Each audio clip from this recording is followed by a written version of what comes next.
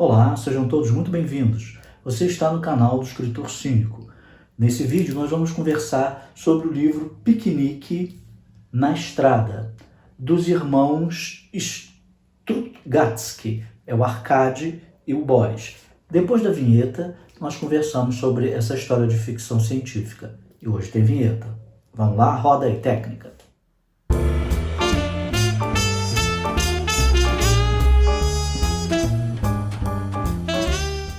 Se você ainda não é inscrito no nosso canal, se inscreva e ao se inscrever não deixe de apertar o sino para receber sempre o aviso do YouTube quando um novo vídeo for postado. Se mesmo não sendo inscrito, comente e compartilhe esse vídeo para incrementar ainda mais o nosso canal. Antes de começar a falar sobre o livro, eu tenho o hábito de falar sobre o autor. Nesse caso, são os autores porque são dois irmãos. Os irmãos Strugatsky. Arkady, que é o irmão mais velho, nasce em 1925 e morre em 1991. E Boris Strugatsky, que é o mais novo, nasce em 1931 e vai morrer em 2012. Aliás, é dele o pós-fácil aqui desse livro, em que ele conta as dificuldades que ele enfrentou para conseguir fazer com que esse livro fosse publicado ainda na União Soviética em 1972.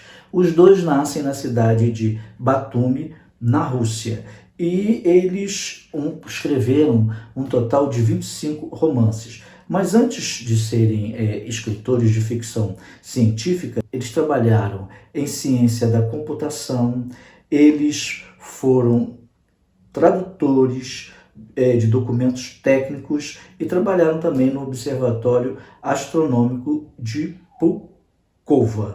Eles foram homenageados pela Academia de Escritores dos Estados Unidos na década de 80, justamente por esse livro aqui e pela obra de ficção científica que eles escreveram, sempre com um viés crítico ao regime da União Soviética.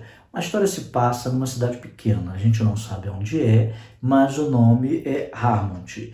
E ela recebeu a visita dos extraterrestres, mas não foi a única. Existiram outras 5 cidades que também foram visitadas por estes seres alienígenas que não fizeram contato com os habitantes da Terra. Eles vieram, deixaram vários instrumentos, vários objetos, equipamentos nos lugares onde eles visitaram e foram embora. E isso acabou criando uma zona, várias zonas na verdade, em que esses objetos passaram a ser protegidos pelos governos de cada país que recebeu a visita desses alienígenas. Mas o nosso personagem principal é o Hendrik Schwartz. Não sei se o nome dele eu pronunciei corretamente. E o que ele é? Ele é um stalker. O stalker nada mais é do que um ladrão desses objetos. Criou-se uma máfia nessa cidade e acredita também que em outros países que tem o objetivo de roubar esse objeto e vender no mercado negro. Só que as pessoas que vão para estas zonas proibidas, elas têm que ir à noite, elas têm que se esconder, porque todas essas zonas são vigiadas.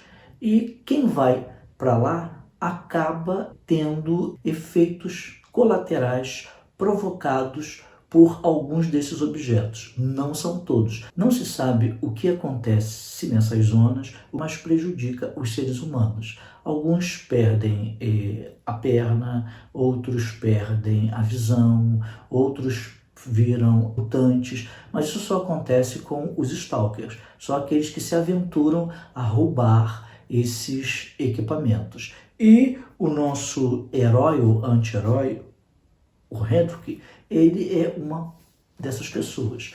O livro é dividido em 4 partes. A primeira vai ser a parte em que o cientista da cidade de Harmont, o cientista Valentin, vai dar uma entrevista não muito usual, é até um pouco cômica, e vai falar sobre o Radiano Pillman, que a repórter acredita que é do cientista, e ele no ar desmente que não é. A segunda parte do livro vai falar do Hendrik quando ele ainda trabalha no instituto e faz as análises, ele é auxiliar dos cientistas que fazem as análises dos objetos, né? Mas muitas coisas vão acontecer e ele vai acabar saindo. A terceira parte vai falar justamente de um outro engenheiro que vai fazer parte do instituto e que vai ficar amigo do Hendrik. E a última parte do livro conta pra gente a grande ambição do Hendrik, que é justamente pegar uma esfera dourada. Porque essa esfera dourada, se a pessoa tiver acesso a ela e colocar a mão e fazer um pedido, acredita-se que tudo vai acontecer. Esse é o encerramento do livro e assim é de uma sensibilidade, e da maneira que o personagem caminha durante a história, você vai acabar se surpreendendo com o pedido que ele faz. Por quê? Porque o Hendrik lembra um pouco o Macunaíma, ou seja, ele é um personagem sem nenhum caráter. Ele não tem um caráter bom, nem um caráter mau. Ele pensa nele, pensa na esposa e pensa na filha. E numa sociedade tão corrompida como a sociedade de Hammond, ele faz tudo para sobreviver.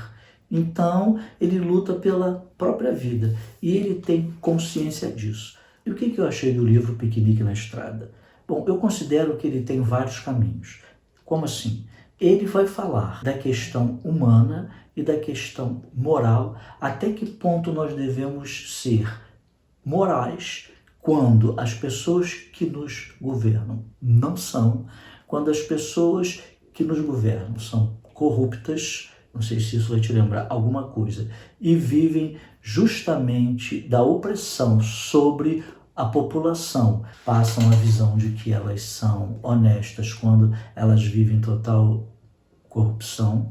O livro vai falar de um Estado opressor que era a União Soviética da época, principalmente na sua parte final, quando o Hendrik começa a pensar quem ele realmente é e que ele não acredita em governo nenhum, porque o governo nenhum presta, etc.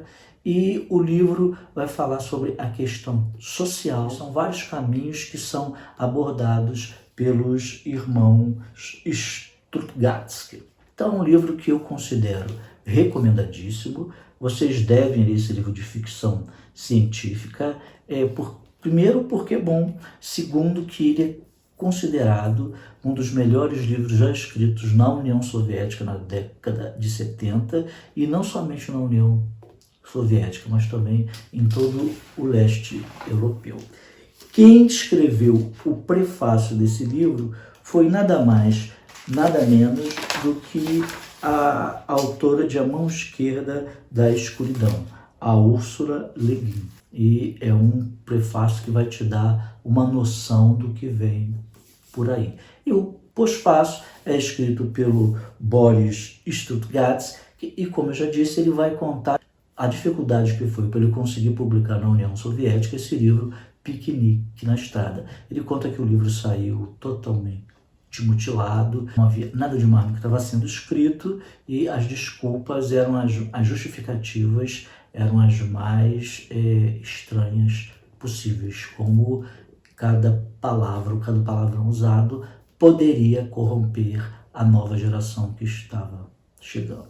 Então, é isso. Se vocês gostaram do vídeo, não esqueçam de dar aquele like e não deixem de ler o livro Piquenique na Estrada. Nós nos encontramos no próximo vídeo. Até lá!